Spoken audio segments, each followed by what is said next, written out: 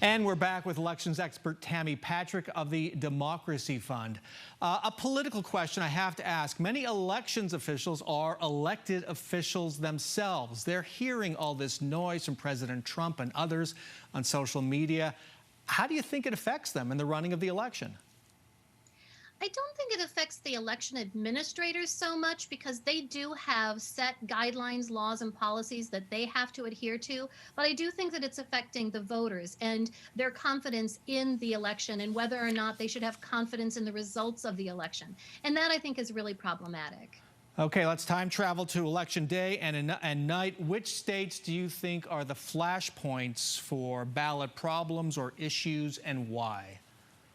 Well, I think it's going to be important as the American public watches for the returns on election night to know what we're seeing. So, in the vast majority of states, including Arizona, those first results that hit the holograms are going to be vote by mail ballots that were returned early.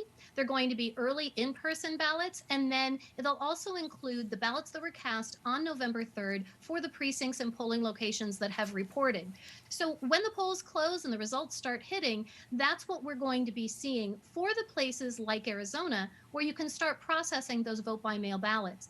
In many states, however, and this is what we're going to see play out on election night, is that in many states, there's about a dozen, they aren't allowed to start processing those absentee or vote by mail ballots until election day. And that's going to put them literally behind the eight ball in getting their results out.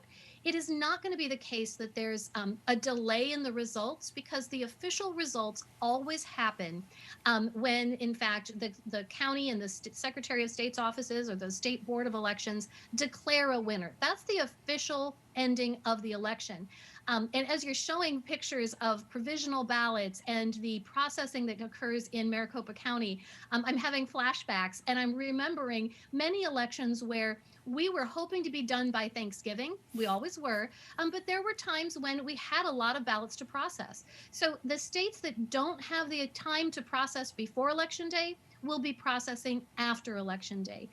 In some of those states are states like Michigan, Pennsylvania, Wisconsin, where they're seeing not only a handful of absentee vote by mail ballots, but literally millions. So we might be waiting for a little while before we get those projected winners, and then we will always be waiting until we get the official winners. And you just checked off 3 states that are swing states that could decide who wins the election. So be patient. The FBI has warned there will be disinformation about the results.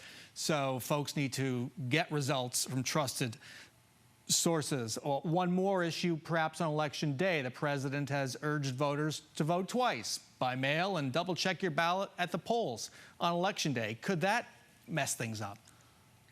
Anytime you have individuals going to the polling place when they've already voted or going to the polling place unnecessarily because they've already voted, that can be a real challenge, a real issue. We know that the provisional ballot process is a safety net for voters because maybe there's been an issue with their registration or they were concerned that their ballot wasn't mailed back in time to count, so they go to the polls.